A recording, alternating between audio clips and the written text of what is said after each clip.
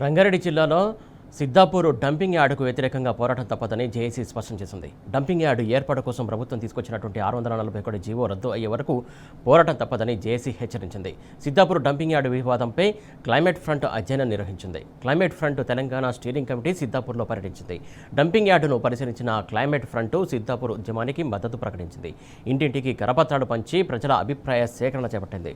సిద్దాపూర్ సమస్యను రాష్ట్ర వ్యాప్తంగా తీసుకెళ్తామని క్లైమేట్ ఫ్రంట్ హామీ ఇచ్చింది. డంపింగ్ యార్డు వ్యతిరేక ఉద్యమంలో గ్రామస్తుల విస్తృత భాగస్వామ్యం అవసరమని పేర్కొంది.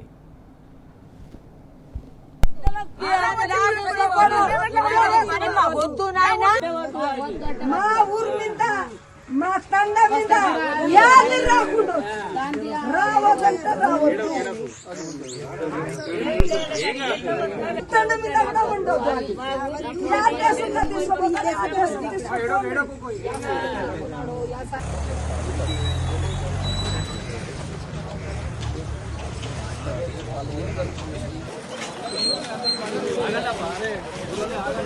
ఐదారు మంది రాజకీయ